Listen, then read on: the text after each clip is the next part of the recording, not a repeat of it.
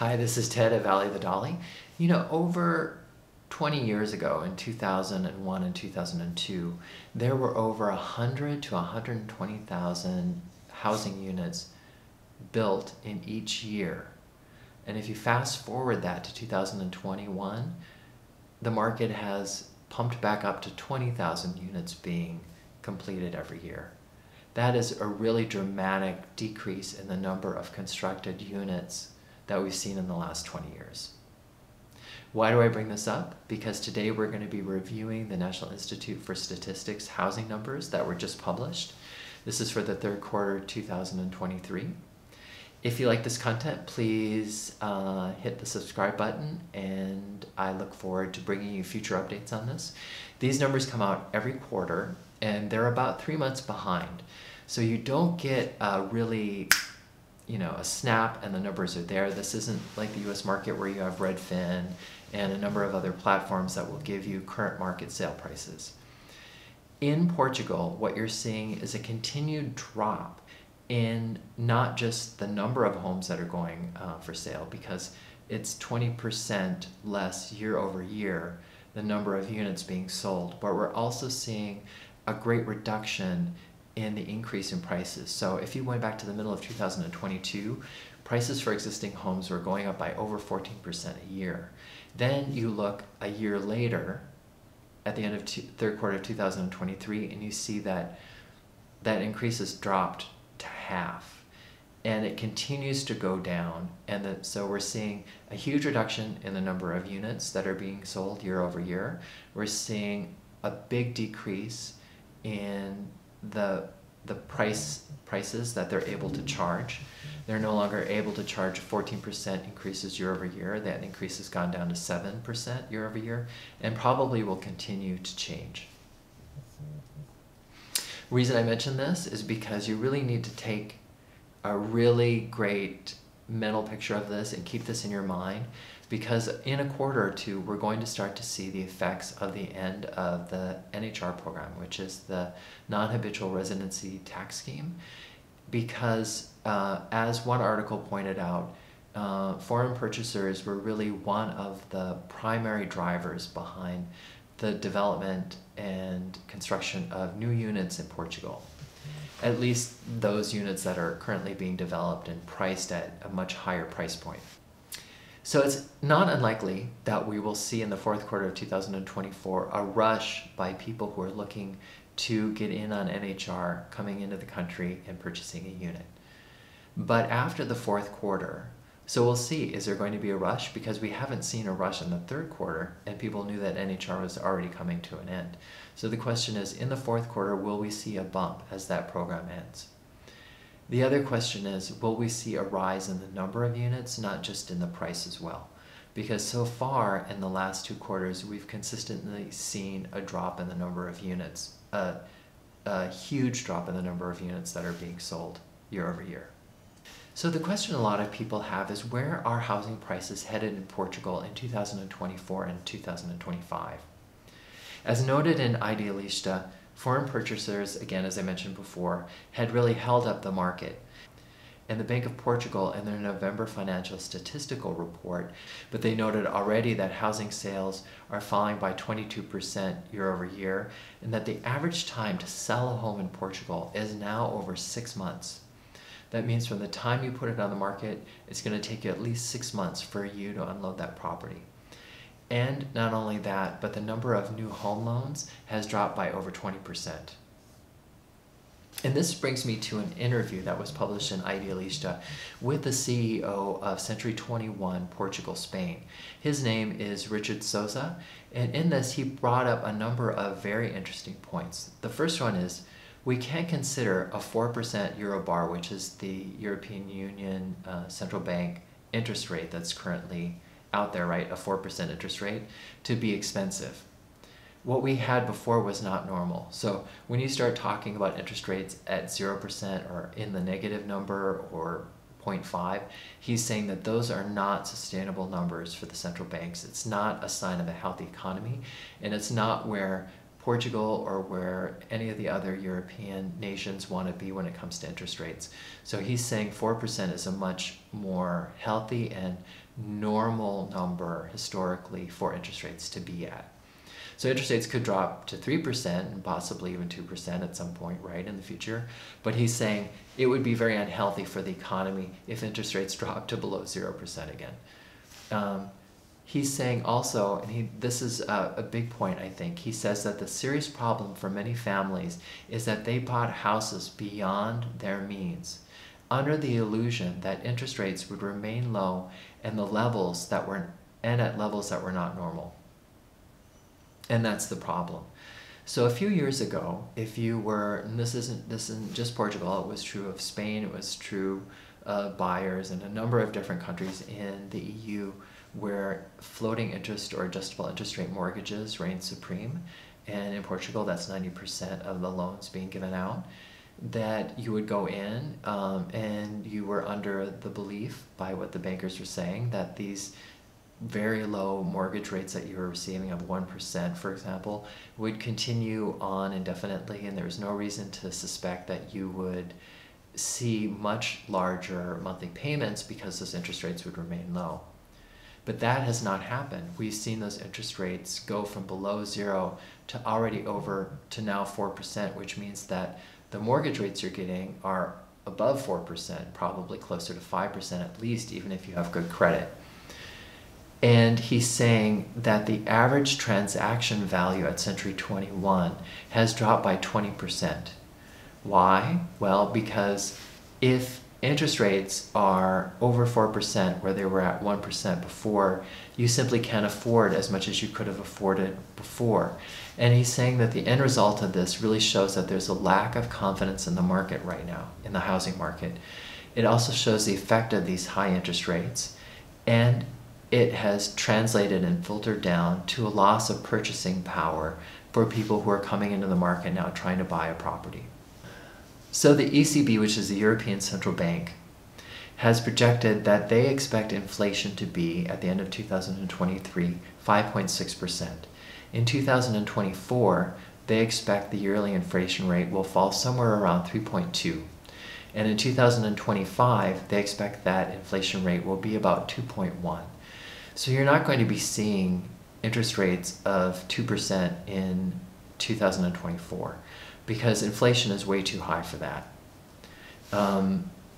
You're more likely to see healthy interest rates remain somewhere around where they are with a possible slight adjustment, but you're not likely to see them drop anywhere close to where they were pre-pandemic levels.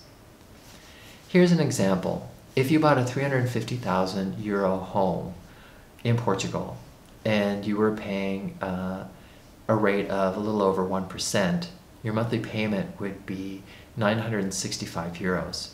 If you fast forward to when the interest rates jumped to over 4%, all of a sudden the monthly payments jumped over 50%, and people were suddenly hit with a bill of 1,431 euros. That's a really dramatic increase in the amount of money you're expected to outlay every month for a mortgage. That's why people have stopped purchasing homes, and that's why there's been a lot of concern with people over the fear that those rates might continue to go up and really eat into their discretionary income, the ability to pay for things like food, cars, gasoline, electricity, clothing, etc. This was something that I thought was also really fascinating, and this is from the Organization for Economic Cooperation and Development, the OECD, and they looked at the member countries and they figured out and calculated how many years of wages for the average worker would it take you to buy a property in Portugal. And that right now is currently 11.4. So you're wondering, if you went back to 2000, for example, how many years would it have taken the average worker to buy a property? And they're saying 11.3. So basically, according to them, it hasn't changed. In 20 years, the number of years that the average worker would take for wages to buy a property. Now, to me, that was really startling because you see the huge increases in property values in Porto, in Lisbon, and the Algarve. So it may be true that in a lot of the rural areas of Portugal or the more inland areas, those prices have not increased that dramatically. But we've seen huge increases in prices in Porto and Lisbon and the Algarve that have really eroded people's ability to afford property.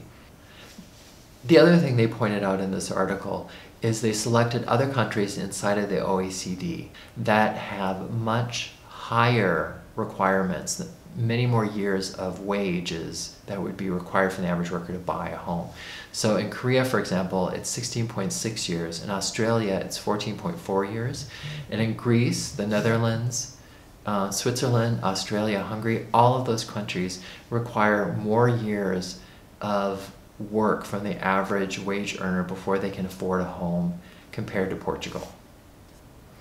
If you look at this chart also that came out in this report, I thought it was really fascinating because they're saying, they look at Portugal falls slightly above the average increase in real home prices. But you see this little arrow that's there. And in that little arrow, what they're pointing to is that would have been the price increase in this COVID period that they're calculating if there had not been COVID. So you have this huge jump in prices in Portugal. But if you looked at what was anticipated as a price increase, had there not been COVID, it would barely have moved the needle. You would barely have seen an increase in the price of property. Now, there have been a number of articles that I've seen come out that keep reminding us that we need to build a lot more units of property and provide a lot more housing for people in Portugal. And it may be true in the short term. If you look at the population of Portugal in 1960, the population was under 9 million, it was 8.8 million. If you fast forward to currently, you're at 10,233,000 people. That's a marginal rise in the number of people in the country. But if you compare that now to the number of homes that have been built in Portugal, so in Portugal in 1960, there were 2.5 million residences in Portugal. If you fast forward that number to 2021, there were 5.97, almost 6 million residences in Portugal. That doesn't account for a doubling in the population. You're seeing what's basically a 20% increase in the population and a 100% increase in the number of units that are out there for housing. And if you look at the number of secondary homes and vacation homes, 1970 appears to be the first year that they really tracked this, and there were 70,000 secondary or vacation homes at that point. Fast forward to 2021, there are over 1 million secondary and vacation homes in Portugal. So not only do you have this huge increase in the number of homes that are available for purchase or rent to the general economy and population, but there's also over 1 million additional short-term and vacation homes that are out there as well. The projections for Portugal's population over the next 50 years show us some startling realities. The first is you're going to see a slow decrease in the population in Portugal at first. So by 2030, they expect the population to be under 10 million, so 9.87 million. By 2040, they expect that number to be under 9.5 million. By 2050, they expect that number to be under 9 million. And by the time you get to 2100, they expect that number to be under 7 million. So again, that does bring up the whole question of how many, if you're looking at long-term strategic planning, you have to also look at the number of homes, for example, that are leaving the market.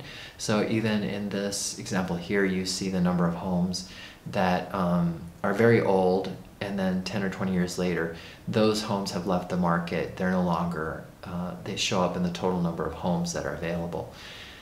But you also have to look from now until 2100, how many units do you really need to construct to provide housing for that decreased total population? What makes the most economic sense so that you're not wasting resources building homes that can't be occupied come 80 years from now? So I think this is a long-term strategic question, but over the next year or two, what we're really going to be looking at are how does the Portuguese real estate market change? And I think we're going to see definite changes in the market now with NHR, Golden Visa gone, and with the introduction of the new Habitual program, which will limit the number of Airbnbs, which requires people to rent out vacant units. And all of those things should bring about more homes on the market. It may also change the focus for builders to focus on affordable homes for the average consumer to purchase in Portugal, which currently isn't really the case, because right now you see most of the properties that are coming out of the market are really geared towards the high end of the market. And that's true also in the United States. You see these gigantic homes that have been built, and now there's questions about who's going to occupy them because it costs way too much to service that loan at these high interest rates. So same as you're finding in many places around the world, Portugal has that same question. So we'll see if that affordable housing becomes available. But this is Ted at Value the Dolly. If you enjoyed the content, please hit the like button and subscribe. And I look forward to talking with you soon. Thanks again. Bye now.